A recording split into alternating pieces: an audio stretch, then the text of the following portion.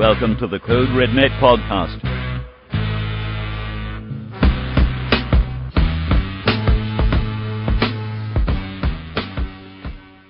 Basically, the subject for today is the AI bot. Right. What I see an AI bot as is pretty much, well, we usually see them in shooters. That's what I most commonly associate them with. And they take the place of where you would usually have a human player.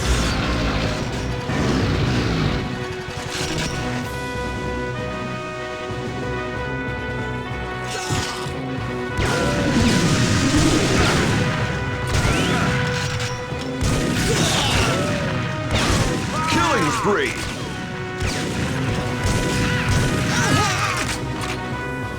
When you play a game with bots, the experience is going to be at least somewhat different every time because you can configure the bots and they're random. Like they're not like on a path where they start out at the same point in the level and you encounter them all at the same time at the same place. It's just going to be like a random multiplayer match. So new stuff is going to happen all the time.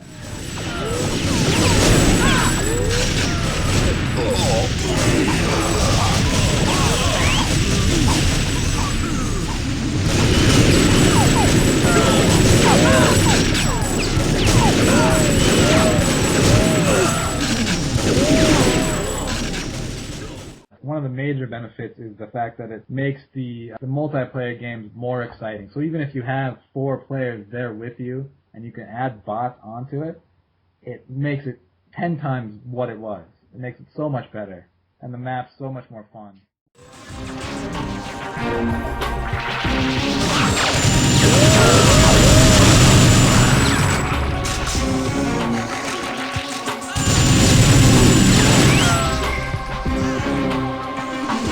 And Nightfire, I played that a few days ago. Played a couple rounds, and I did put some. I tried around with the different settings that you could do for the bots, and they really do actually work. I mean, I put some as the like protector type, where they'd follow you around, and they actually do. Like whenever you're near them, they zip right over to where you are, and they'll follow you around, and just with their guns out, looking in all directions. And I thought it was really cool that they do that.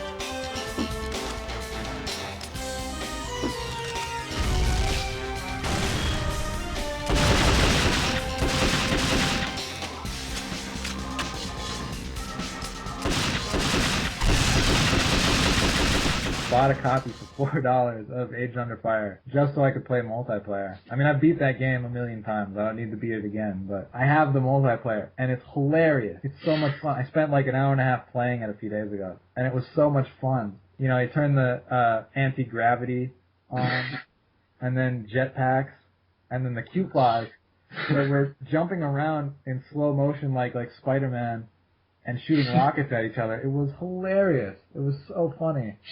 And it was so enjoyable that I know the PS2 version it just suffers for it. It was just so much fun. Yeah, and the thing is, you're buying that GameCube game, you know, years after it was released, and you still have this experience available to you. Yeah, and today, if something like that existed in a modern game, you probably wouldn't have the same opportunity. Yeah, that's true. One of the other games that I really love, that we both love, that Code Redneck loves, is Winback. Oh, yes. And we love it for many and varied reasons. One of the other features that we like, the PS2 version of Winback, was the bot mode. The bot mode is exclusive to PS2, and basically the bot mode was, it was like an extension of the multiplayer mode, which is that the four-player split-screen deathmatch mode, which is fun too. And then they had, its bot mode's 2 players, and you can have 8 bots, and you can put them on 2 different teams, and just basically have a big deathmatch. And it's really, really fun and enjoyable. You and I, we had a lot of great time playing that, playing long deathmatches on that in your parents' basement. Maybe we should do another video just highlighting the fashion of Winback Yes. They had some outfits that are unbelievable.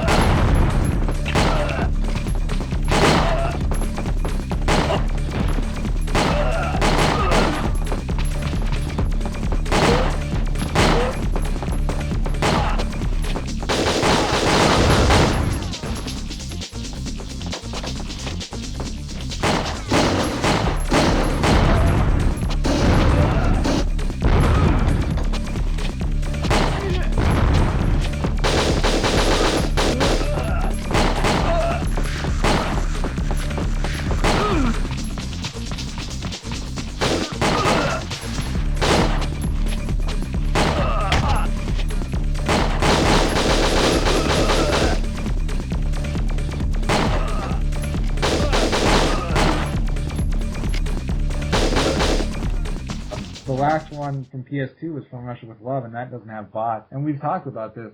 It's a good game, and I've played the multiplayer by myself. It's not, you know what I mean? Like, you plug another controller, and I just wanted to see what you could do, and what it looked like, and what the maps looked like. And it looked cool, and the maps looked awesome, and there's cars that you could drive, and jetpacks, and I'm sure, like, if you had 4 players, it'd be mayhem, and it'd be a lot of fun. But there's no bots, so there's no way you can do it. There's no way you can even play it. Oh, not unless you have 3 other people who... Right, and you have the PS2 multi-tap. So the newer Bond games, just like From Russia with Love, don't have offline support in any way. None of them do.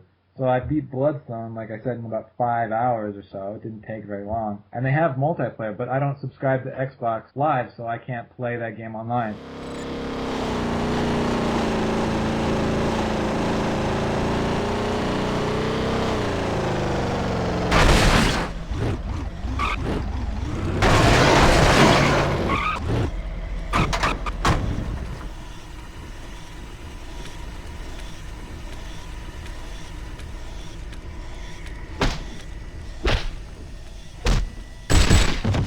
Bots really make multiplayer really suit your needs and your time frames. And not only does it suit your needs, it's actually, and this is the thing that we kind of like to wrap on, is that it's not, we don't imagine it's hard to do because it's been done before on old technology, on old game systems, going back to the PS1 and N64. So it's very possible and very within the resources available to game developers to do it. Yes, and that's the thing we want to really stress, kind of a call to action, so to speak, that we want game developers of first-person shooters, third-person shooters, shooters generally, to at least consider more bots, more offline support, because it doesn't have much of an impact on their development time or in making the game. It won't cost them any more money to do it. And it makes the game 10 times more valuable.